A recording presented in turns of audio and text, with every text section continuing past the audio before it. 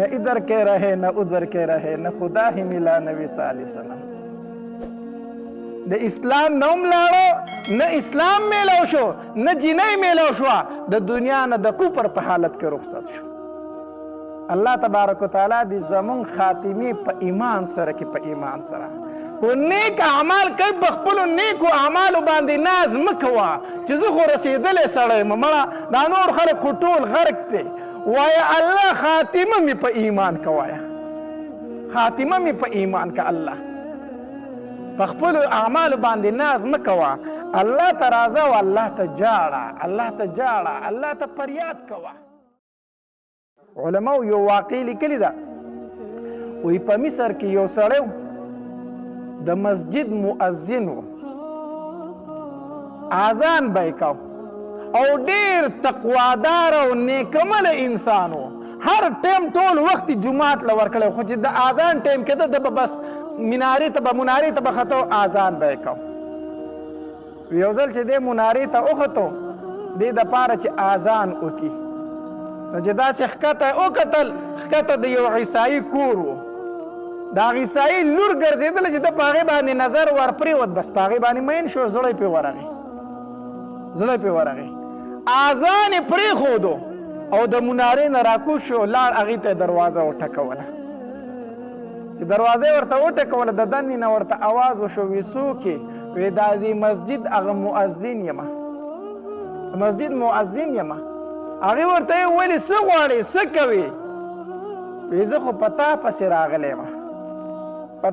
راغلی یم ما نه څه غواړې دلته څه ګورې بس زړه مې په تا باندې درغلی او تا خپلول غواړم تا حاصلول غواړم نو هغې ورته د دننې نه اواز وکړ هغې جینۍ زه خو د تهمت کارونه نه کوم زه خو د تهمت او د زنا کارونه نه کوم که ته په دې غرض باندې راغلی ده ورته وی نه زنا در سره نه کوم نکاح در سره کوم نکاح له راغلی یم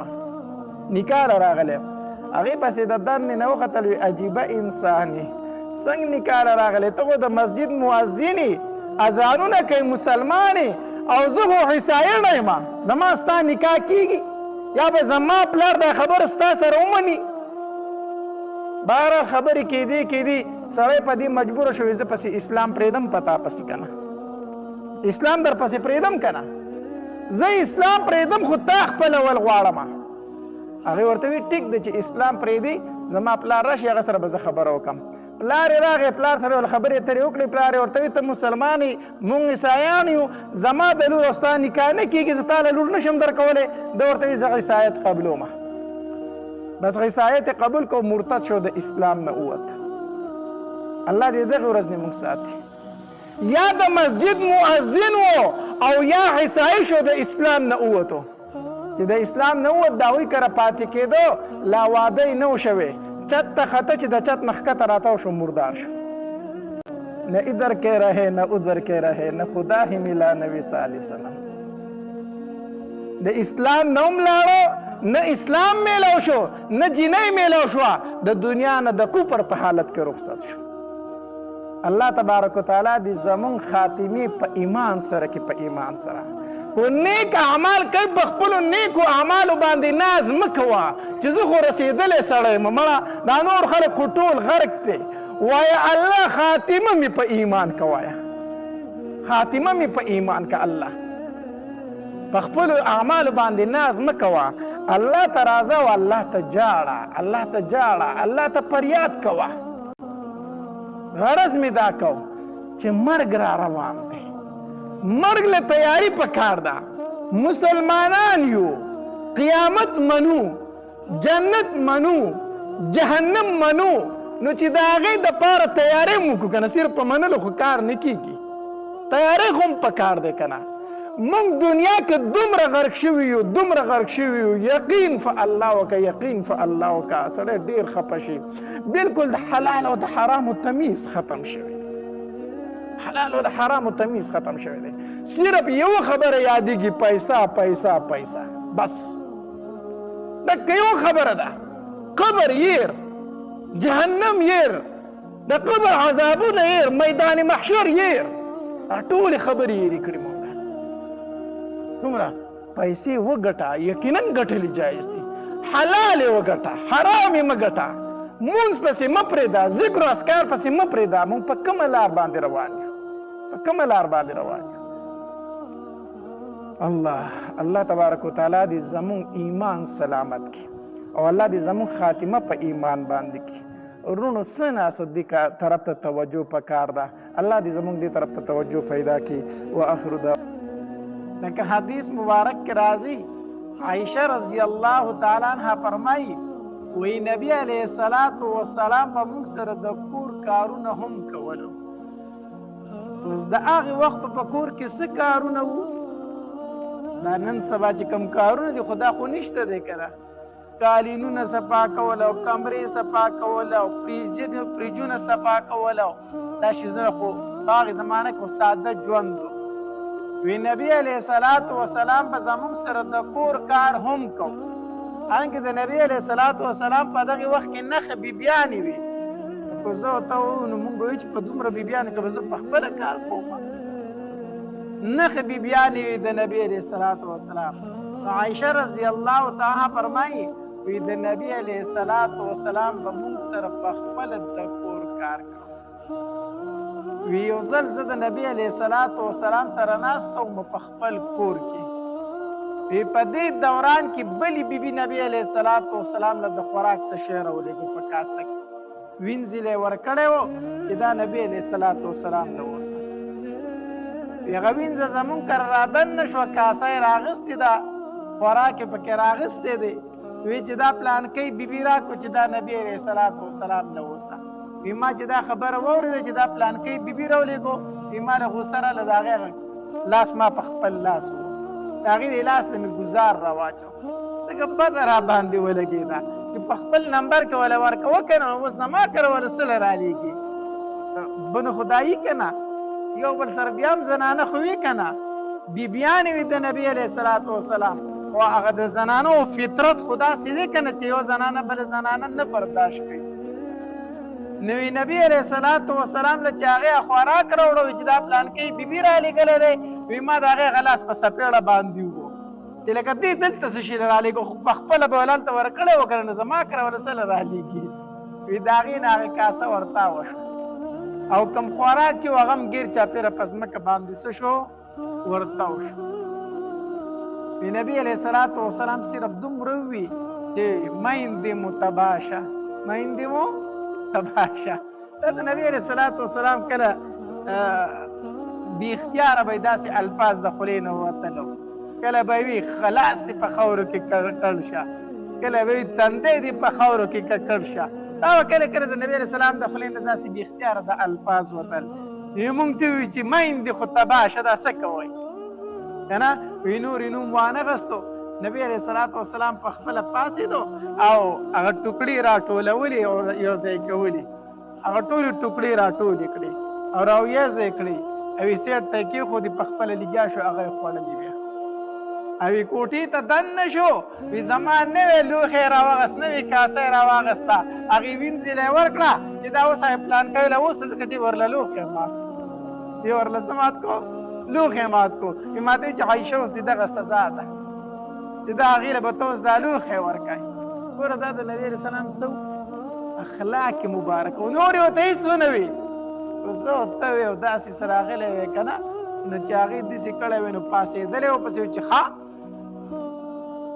دا چلونه کوي، زه ناست یم او ته دا کار کوي، زه ناست یم او ته د هغې نه لوښي ورته وکړو.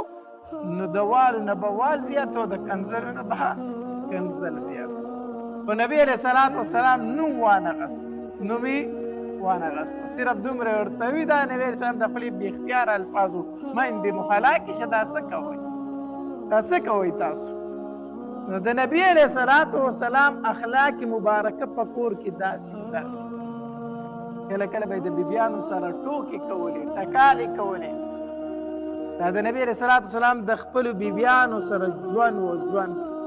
حدیث مبارک کې راځي، عایشه رضی الله تعالی فرمایي چې د نبي علیه الصلاة والسلام سره په یو سفر کې روانه وم، نو داسې یو خوشي بیابان ته ورسېدو. چې خوشي بیابان و، نبي علیه الصلاة والسلام صحابه کرامو ته ویل لکه ځئ مخکې شابه شابه شابه واوړئ، زر زر مخکې ځئ. ټول صحابه کرام لاړو. زه نه پاتې شوم او نبي علیه الصلاة والسلام پاتې شو. ما ته نبي علیه السلام داسې وکتل، ما ته ویل چې عایشه چې د منډې مقابله نه کوم، خوشې میدان دی. ما ورته ویل چې د الله پاک پیغمبره ولې نه؟ وی چې منډه وکړه. زه په دغه ټایم کې وړه وم، جینۍ وم، زه دې په منډه کې مخکې شوم. ماشومان خو منډه تېزه وایي که نه، چېرته غټ سړی چېرته وړوکی. وي زه دې په منډه کې مخکې شوم. وي ما ورته چې د الله پاک پیغمبره ومې درنه ګټله. وي چې عایشې ودې ګټله.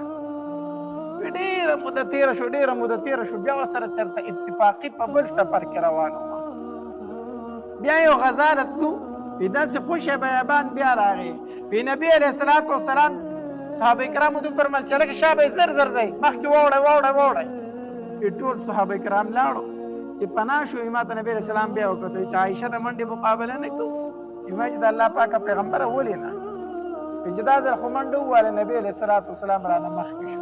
وجه دا وه چې زه لږه موټی شوي وم، غټه شوي وم. زنانه چې اکثر واده وشي بیا وروسته لږې غټ شي. زه د بدن نه پنډه شوي وم لږه، نو منډه مې تېزه نه شووالی، نو نبي علیه السلام رانه په منډه کې مخکې شو. ما ته نبي علیه السلام چې داسې وکتل، موسکی شو. ما ته چې عایشه بدل دې خلاص شو، مخکې تا ګټلي او اوس ما وګټل. ګوره دا د نبي علیه السلام د خپلو بیبیانو سره څه وو؟ اخلاق مبارک وو. په کور کې د نبي علیه السلام داسې ژوند د خپلو بیبیانو سره. د نبی علیه الصلاة والسلام بیبیانې دا ټولې د مالدارو خلکونو نه وي، د مالدارو کورونو وي. ډېر په ناز باندې لویې شوي وي. لکه ام حبیبه رضی الله تعالی عنها، دا د ابو سفیان رضی الله تعالی عنه لور وه. ابو سفیان رضی الله تعالی عنه خو د مکې سردار و، ملک و د مکې. دا د یو سردار د یو ملک لور و ام حبیبه رضی الله تعالی عنها. جویریه رضی الله تعالی دا د حارث ابن زرار رضی الله تعالی لور وه. حارث ابن زرار دا د روغې قبیلې سردار و مشر. او دارنګې صفیه رضی الله تعالی، صفیه رضی الله تعالی دا د خوی ابن اخطب، دا خوی ابن اخطب دا د بنو قریظه مشر پاتې شوی دی، دا د هغه لور وه. او عایشه رضی الله تعالی عنها دا د ابوبکر رضی الله تعالی لور وه. او حفصه رضی الله تعالی دا د عمر رضی الله تعالی لور وه. ام سلمه رضی الله تعالی عنها دا د مکې د قریشو د غټ خاندان نونه وي، د غټو غټو خاندانونو جینکۍ وي. نو دا د نبي علیه الصلاة والسلام کمې بیبیانې چې وین دا د ټولو غټو خلکو نونه وي. خپل وړوکوالی، خپله ځواني ډېره په ښه انداز سره تېره کړې وه. خو د نبي علیه الصلاة والسلام په کور کې بیا خو څه نه وو. د نبي علیه السلام په کور کې څه نه وو. هلته خو نبي علیه الصلاة والسلام صرف په آخرت باندې نظر و. نبي علیه السلام به فرمایلي زمونږ د دنیا د یو بل سره سویمه ده، زمونږ د دنیا د یو بل سره سویمه ده، زمونږ د دنیا د یو بل سره هېڅ نشته دی، زمونږ نظر صرف په آخرت باندې دی. کعب بن عجرة رضی الله عنه فرمایي یو ځل مې د نبي علیه الصلاة والسلام د مخ مبارک ته داسې وکتل که نه، نو ډېر د لوږې اثر پرې و، دا رنګ یې زیړ شوی و داسې. زه پوه شوم چې نبي علیه الصلاة والسلام ډېر سخت وږی دی. وی کور ته خپل ته لاړم، نو زما په کور کې هم څه شی د خوراک نه و، کور کې هېڅ نه و، خپل هم د خوراک څه نه و. وی داسې سارا طرف ته ووتم، ما چې څه چل وکړم، د نبي علیه السلام دا لوږه خو زما نه برداشت کېږي. سارا طرف ته ووتم او په دې غم کې روان یم چې څه چل وکړم. وی یو یهودي و، باغ یې اوبه کو، بوکې راخیجولې او باغ یې اوبه کو. ما ورته وی چې دا باغ درله زه اوبه کړم، نو ماله به څه مزدوري راکړې؟ وی چې او. ما چې څه مزدوري به راکوې؟ وی چې په یوه بوکه باندې به درته یوه کجوره میلاوي، یوه بوکه دې راوخیجوله د اوبو، تا ته به یوه کجوره میلاوي. ما ورته چې ټیک ده، منظور ده راته. وی شروع شوم هغه یهودي له مې هغه باغ اوبه کو چې څه بوکې مې راوخیجولې، د هغې په مقدار راته کجورې میلاو شي. کجورې مې راواغستې، په منډه منډه باندې مې نبي علیه السلام د ځان راورسوم. وی نبي علیه السلام ته مې کجورې کېښودې. وی نبي علیه السلام ډېر په مینه مینه باندې هغه کجورې وخوړې، وږې و ډېر په مینه یې وخوړلې. بیا راته وایي چې کعبه دا کجورې د کوم طرفه وي، دا دې د کوم ځای نه راوړي؟ ما ورته کیسه وکړې، د الله پاکه پیغمبره دا دې مخ مبارک ته مې وکتل که نه، په دې د لوږې اثر و، ما نه برداشت ونه شو. سارا ته ووتم ځکه په کور کې راکرم څه نه و. یو یهودي باغ اوبه کو، نو د هغې سره لګیا شوم، ما ورسره لږه مزدوري وکړه، نو دا کجورې مې پرې واخېستې، دا مې تاله راوړې. نبي علیه الصلاة والسلام راته ډېرې دعاګانې وکړې، ډېرې دعاګانې راته وکړې چې الله دې په مال کې برکت واچوه، کعب ابن عجزه، ډېرې دعاګانې راته یې وکړې. نو د نبي علیه الصلاة والسلام په کور کې خو بیا داسې حالت و چې په میاشتو میاشتو به پکې اور نه بلېدو، او بیبیانې ټولې د غټو خاندانونو وي. نو چې کله داسې په مدینه منوره کې فتوحات شروع شو که نه، فتح راغلی او په مال غنیمت کې څه مال راغی، نو د نبي علیه الصلاة والسلام بیبیانې راغلې او د نبي علیه الصلاة والسلام نه یې مطالبه وکړه چې د الله پاک پیغمبره موږ له اوس په نان نفقه کې لږ زیادت وکړه، اوس پر خو تا سره څه نه موږ در سره ګزاره کوله، خو اوس خو فتوحات وشو، ټول صحابه کرام مالدار شو، ټول ښه شوي دي، نو موږ لم لږ دې نفقه کې په دې جوړه جامه کې لږ زیادت وکړه که نه، دې کې راله لږ زیاتوالی وکړه. نبي علیه الصلاة والسلام په دې خبره باندې خفه شو او قسم یې وکړ چې زه به یو میاشت تاسو خواله نه راځم. په دې ورځ کې اتفاقي نبي علیه السلام د اس نه غورځېدلی او پنډه یې لږه زخمي شوی و، داسې بالخانه وه. نبي علیه الصلاة والسلام هغې ته وختو، منافقینو بار دا خبره مشهوره کړه، وی نبي علیه السلام خپلو بیبیانو له طلاق ورکړو، دا خبره مشهوره کړه. دا خبره عمر رضی الله تعالی فرمایي، وی زما یو ګاونډي و، وی زه به داسې په هفته کې یو ورځ تلمه کوبا ته به تلمه، هلته به ما ځان له لمونځ کوو، بیا به واپس راتلم، نو یو ورځ به هغه ته یو ورځ به زه تلمه. ما هغه ته ویلي چې په کومه ورځ باندې زه د مدینې منورې نه بار یم، نو ستا دا ډیوټي ده چې نبي علیه الصلاة والسلام کوم حدیث بیانوي چې زه راشم ما ته بیا بیانوي، او که ته بار ته وتې وي نو زه به تر هغې پورې یم چې تر څو پورې ته نه یې راغلی چې د نبي علیه السلام ژوند بیا زه تا ته بیان کړم. صحابه کرامو مینه وه، وی چې کله به زه تلم ما به دې ګاونډي ته وي چې ته به نه ځې، چې زه واپس راشم چې د نبي علیه السلام کوم ژوند دی کوم حدیث بیان کړی هغه به ما ته بیانوي، او که ته نه وي نو زه به د مدینې نه بار ته بیانوځم چې بیا درته د نبي علیه السلام ژوند او حدیث مبارکه زه بیانوم. د ګاونډي سره مې دا خبره کړې وه. وی زه تللی وم، چې واپس رالمه بیا هغه ملګري مې راته دروازه وټکوله، خو ډېره په تلوار او په تیزۍ وارخطا یې راته دروازه وټکوله. ما ورته وی چې بار ته راووتمه، ما ورته وی چې څه چل دی ولې؟ هغه په دغې ورځو کې د حبشې بادشاه چې کوم و هغه د حملې کولو اراده م کړې وه په مدینه منوره باندې. ما ورته وی چې ولې په مدینه منوره باندې هغې بادشاه حمله وکړه کو؟ ما ته وی چې نه هغه حمله نه ده کړې، خو د دې نه غټ خبر دی، ما ورته وی چې څه خبر دی د دې نه غټو؟ وی چې نبي علیه السلام خپلو ټولو بیبیانو له طلاق ورکړی دی، چې دا خبره مې واورېده که نه، وی د خولې نه مې دا الفاظ ووته چې لاړې حفصې هلاکه شوې. حفصه خو پکې د هغه لور وه که نه د نبي علیه السلام بیبي وه.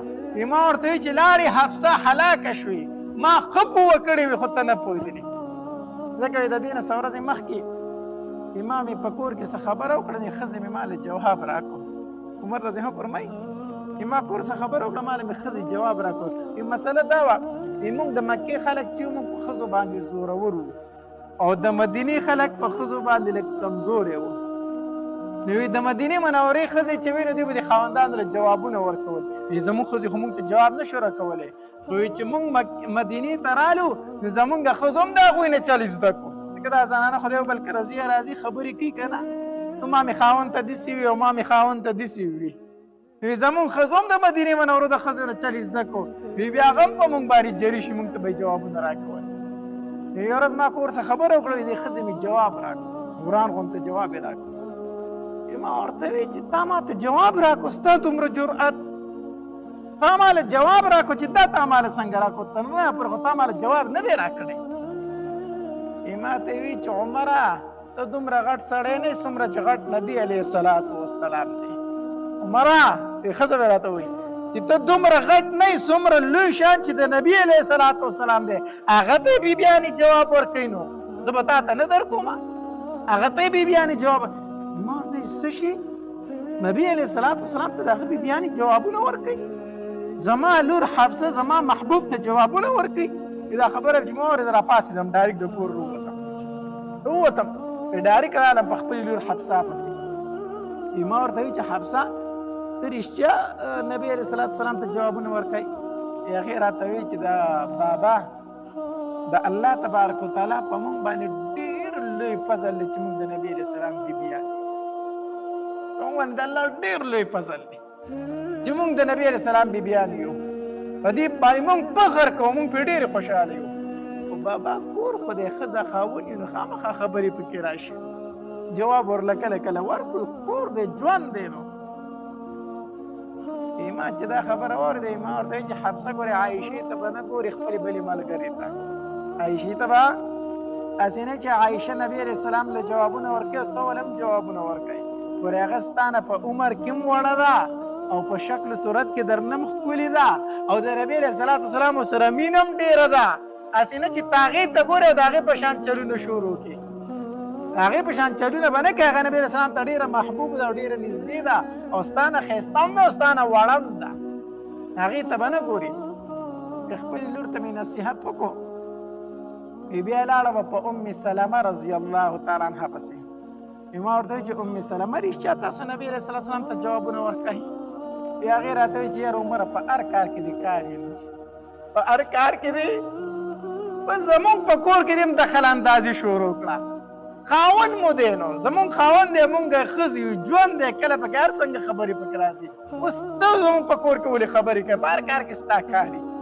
ام سلمه راله زړه مات، هغې راله زړه مات کوي. دا هغې ځای نه را روان شومه. مې وایي چې بیا مې دا خبره واورېده چې نبي علیه السلام بیبیانو ته طلاق ورکړی دی. ما وایي چې ښه مې دا حفصه پوه کړې وه خو دا نه پوهېدله. خپله لور مې یاده کړه، حفصه مې پوه کړې وه خو دا نه پوهېده. لاړه هلاکه شوه زما لور حفصه. ځکه چې په دنیا کې د نبي علیه السلام بیبیانې دي خو په جنت کې به هم د نبي علیه السلام بیبیانې که نه. نو چې په دنیا کې رښتیا ختمه شوه نو ما ورته وایي چې په جنت کې بیا ستاسو رشته څنګه پاتې کېږي؟ لاړې حفصې د جنت نه پاتې شوې. ولاړم پسې په منډه ما ورته وایي چې حفصه نبي علیه السلام تا ته طلاق درکړی دی؟ هغه په ژړا شو چې ما ته پته نشته، ما ته پته زه نه یم خبر. ما ورته وایي چې حفصه پوه کړې مې خو ته نه پوهېدلې، ته ما پوه کړې خو ته نه پوهېدلې. ګوره پلار دې ته وایي ښه پلار هغه پلار دی چې لور ته دا ووایي چې لورې د خاوند به دې عزت کوي. لورې زما د کور نه چې ووتې اوس کور دې دغه د خاوند کور دی، هلته مړه او ژوندی به په دغې ځای کې. او لورې هلته زما بېعزتي مه کوه ځکه چې ته خاوند له جوابونه ورکوه نو خلک به وایي چې د پلانکي لور چې ده نو ډېره بېادبه ده. زما لور به زما نوم به هلته به بېادبه یادېږي. لور ته واز وکړه، نصیحت وکړه، د خاوند ادب کوه، د خاوند احترام کوه، د خاوند عزت کوه. هسې نه چې خلک بار دا خبرې کوي چې د پلانکي لور جبوره ده. زما نوم چېرته بار په دې الفاظو یاد نه شي. پلار له دا پکار دي چې لور ته څه وکړي؟ نصیحت وکړي. بعضې پلار صحیح چې لور یې ورته خبره وکړي دی ورته وایي راځه ستا د پلار کره ډوډۍ ډېره ده، وایي راځه ستا د پلار کره ډوډۍ ډېره ده. ستا د پلار کره ډوډۍ ډېره ده چې رای ولي ځان کره یې مروره کښېنئ د هغې کور یې وران کړو قرآن یې نه کړو دا کور یې وران کړو. خو دا دې ورته ویلی وې په دې په ځای باندې چې لورې دا د خاوند دی د ده سره وچه خوره او زما د کور هغه لمده تاله غوره ده دا وچه تاله غوره ده. د هغې کور به بد شوی و که نه.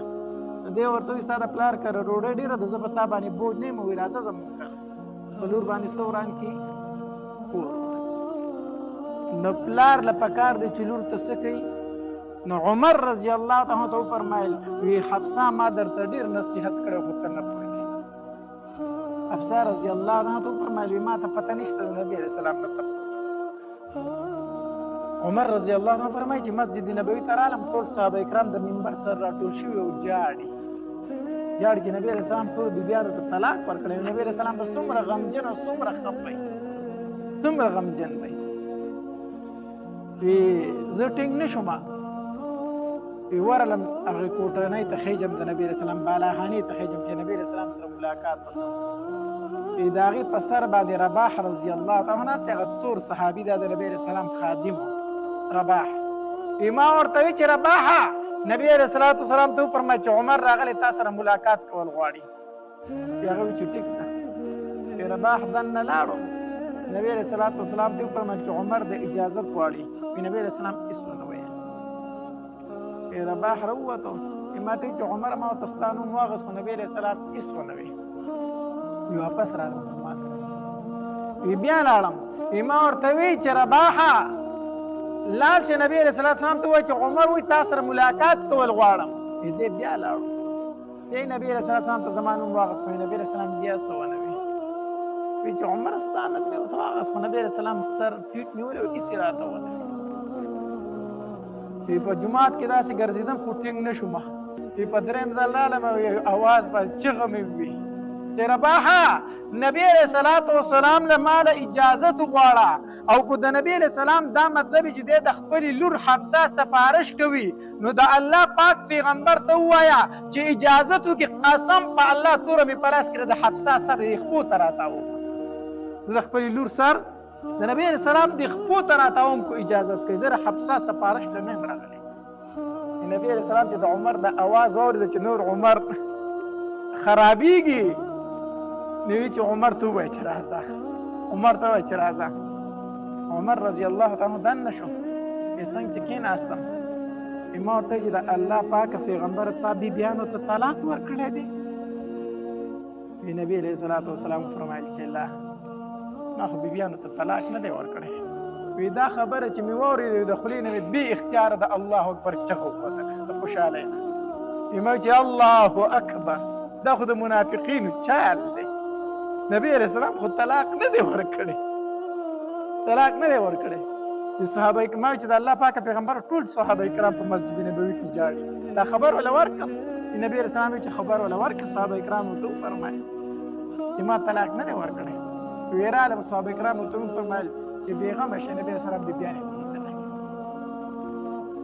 کړي بیا عالم د نبی علیہ السلام فاته کېناست وی چې ګیر چاپیره مې وکتل داسې یو څو سرمنې چې دي دا ګیر چاپیره ځوړند دي او نبی علیہ السلام چې کومې تکیا ته ډډه والې ده که نه هغه د سرمن جوړه ده او د کجوري پاڼې پکې دنده پرتې دي دې نه ډکه شوې ده او نبی علیہ السلام په یو انډیري باندې ډډه لګولې ده چې د کجورو د پاڼو نه جوړ دی نو د هغې انډیري نښې د نبی علیہ السلام په جسم مبارک کې جوړې شوې دي نبی علیہ السلام په جسم مبارک کې د انډیري هغه نښې چې داسې ګیر چاپیره مې وکتل او داسې لکه دوایي پرته وه سیټ ته دا سرمنې چې پې خلک وچې هغه دوایي پې مږي دباغت دپاره هغه لکه دوایي غونته پرته وه چې هغې ته مې وکتل زما د سترګو نه اوښکې روانې شوې ما چې د الله پاک پیغمبره ته خو الله ته ډېر خوښ نه یې چې عمره ولې ما چې دا یهود او دا نصاره خو د الله دشمنان نه دي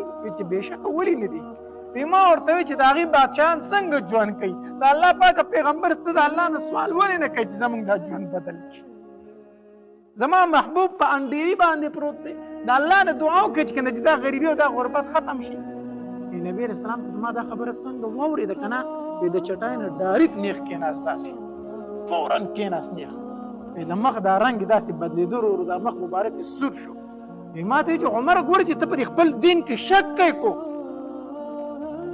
په دې دین اسلام کې د شک دی کو ما ورته چې نه د الله پاک پیغمبره زه چاته شک کوم خو ستا د جسم مبارک دا نښې رانه نه برداشت کېږي چې په انډیرې پروت دي نبی علیہ السلام راته وفرمیل چې عمره دغه یهود او دغه عیسایان په دې دنیا کې څه نه څه نیک کارونه خو کوي که نه د هغې بدل ولا الله په دې دنیا کې ورکوي آخرت کې خو هغوی څه شی شته دی او زمونږ د نیکو اعمالو بدلې الله آخرت ته ایښي دی عمره ته ولې فکر کوي د آخرت باندې یقین نه لري زمونږ د دنیا سره هېڅ نشته دی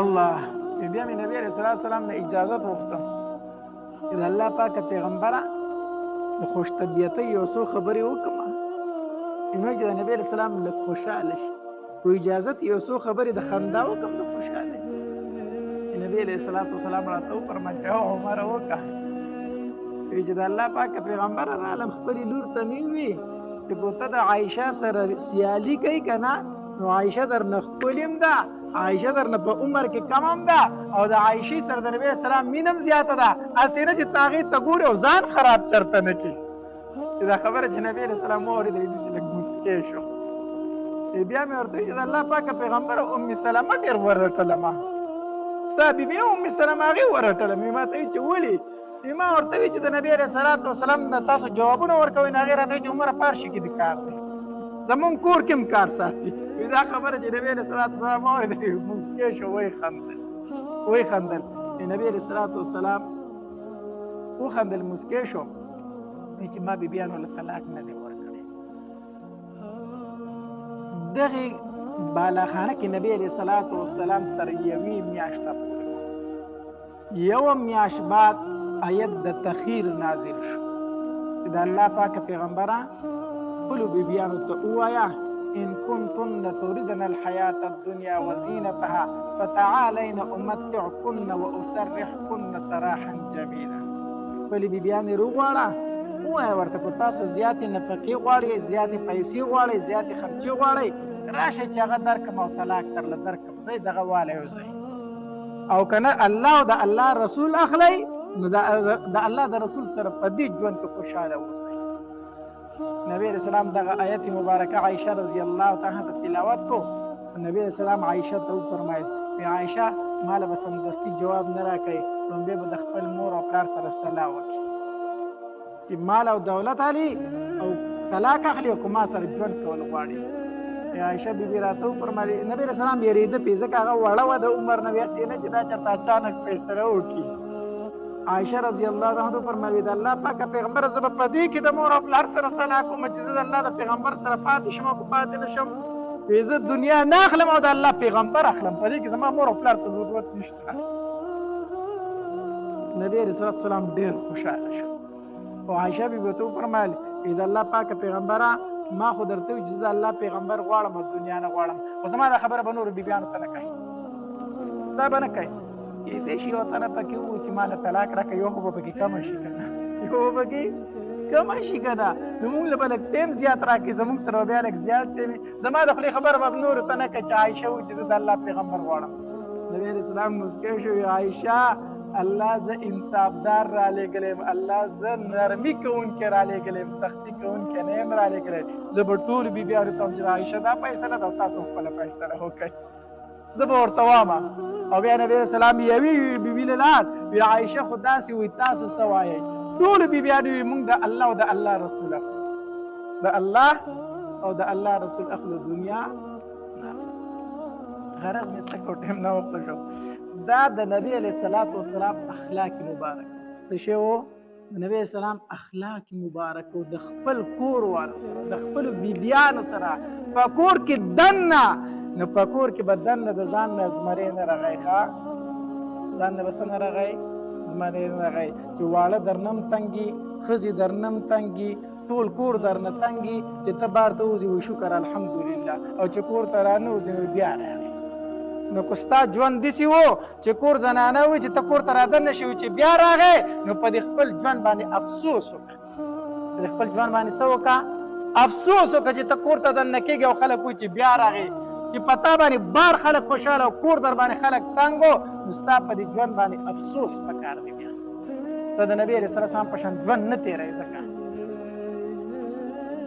ژوند خو هغه حدیث مبارک کې راځي وایي ډېر ژوند چې دی وایي دا په کور کې تېروه خپل فارغ اوقات په کور کې تېروه نو په کور کې به ته د بیبیانو سره د وړو په شانتې ژوند کوي کور وړوکی اوسه او بار لوی اوسه بار څه اوسه لوی اوسه نو کور به د خلکو سره نرمۍ سره راځي ښایسته ژوند به کوي د خندا ژوند به کوي دا نه چې زه خو ځان له څوک یم او کور به راتم خلک کیني پاسې او بار به راتم خلک کیني پاسې کور ستا ژوند دی چې 24 ګنټې تا د خلک کیني او پاسې خو په پوزه به یې ولګوې که نه بار خو ته کله کله د خلکو سره میلاوېږي کور خو 24 ګنټې نو هر ټایم به خلک تا ته په اوداسه کې ولاړي نه نه کور به ډېر د نرمۍ ژوند کوي الله تبارک وتعالی د عمل کولو توفیق را نصیب علماء یو واقعه لیکلې ده وایي هیڅ یو بچی د مور او پلار حق نشي ادا کولی هلکانو تاسو هم ما ته لږ متوجه شه دا خبرې مې در باندې بوج کېږي خو به نه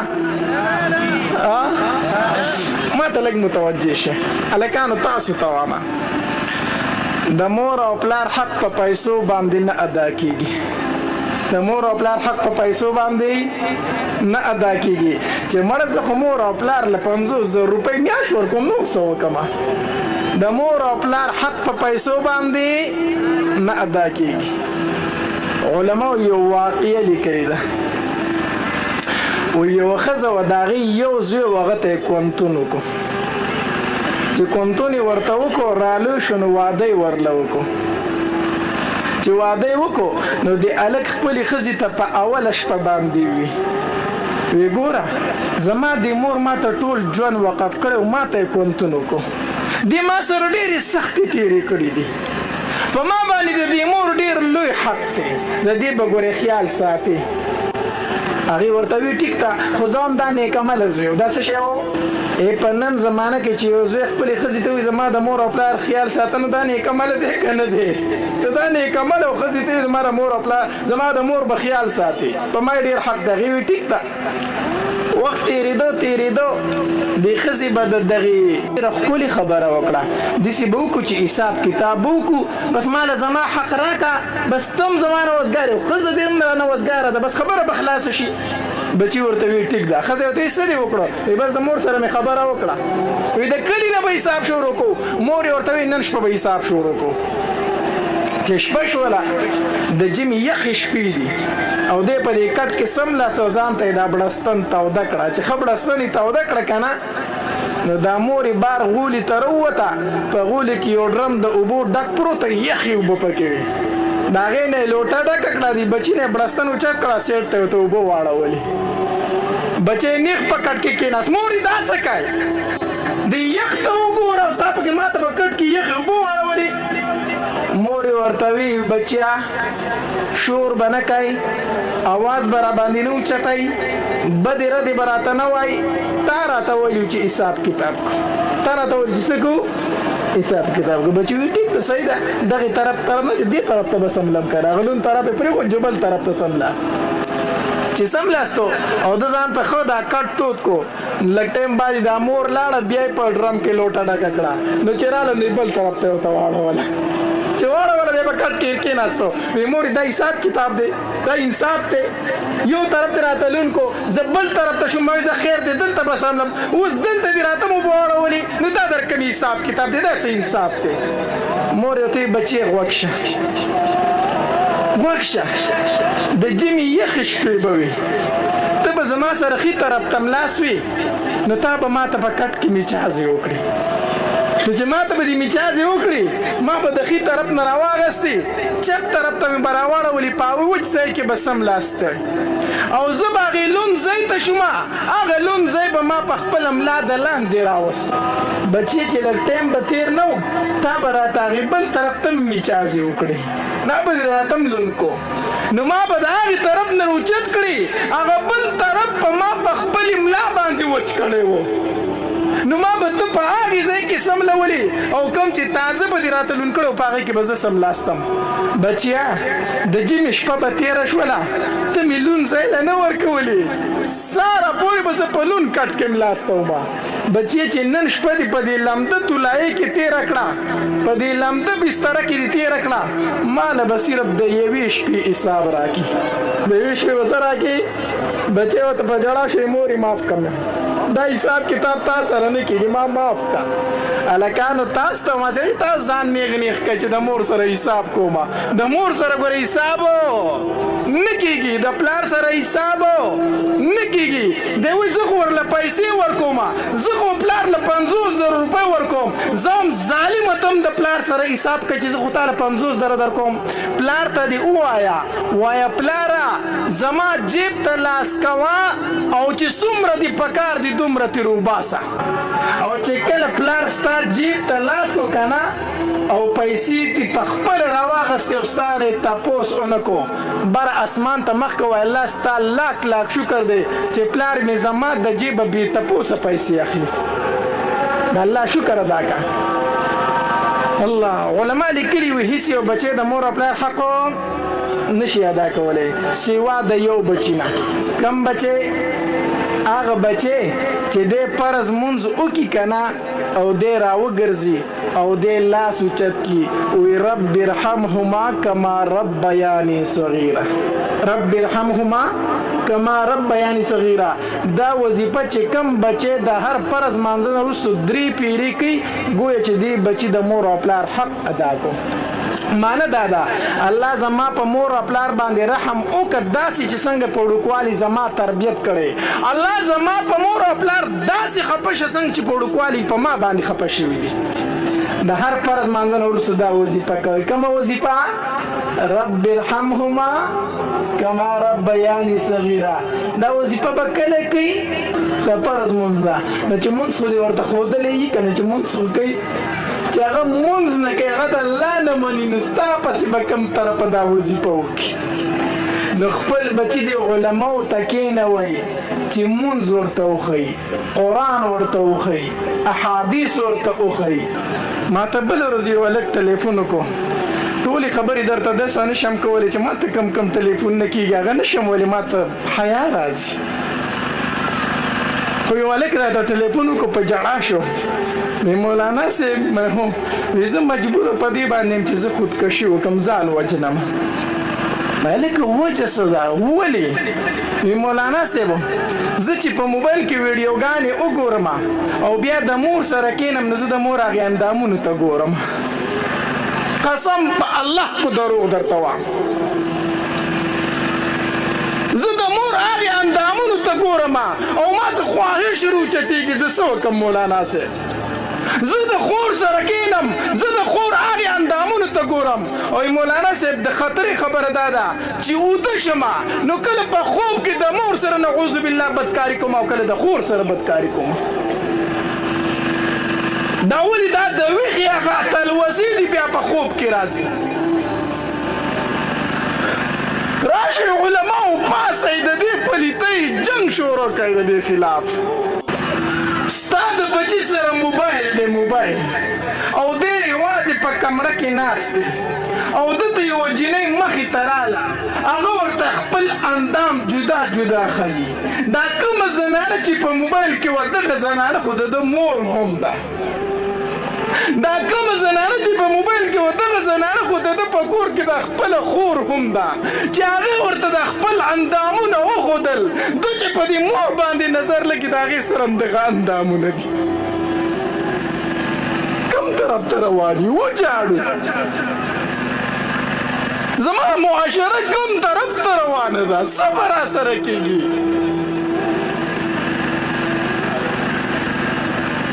الله دا بچی د خدای دپاره علماو ته ورکړئ. دا علماو ته ورکړئ. دا موبایل د کشرانو بچو له مه ورکوئ تباه کېږي درنه. تا ته په کور کې اظهار نشي کولی. الله دې زموږ د معاشرې نه دا بېحیایي ختمه کړي. الله دې زما د معاشرې نه بېحیایي ختمه کړي. او الله دا کوم خلک چې د پښتو په معاشره کې او د مسلمانانو په معاشره کې بېحیایي خورئ الله خونه ورته وکړي او که خونه په قسمت کې نه الله مخ د ځمکه تې وزګار کړه. الله مخ د ځمکه تې وزګار کړه. کوم طرف ته روان یو؟ کومې معاشره کې اوسېږو؟ مونږ وایو په مونږ باران نه کېږي. د بچي علماو ته حواله کړئ. د دې بچو درله صحیح تربیت وکړي. د دې بچو درله صحیح تربیت وکړي. بله خبره مې پکې مولانا صاحب اورېدلې ده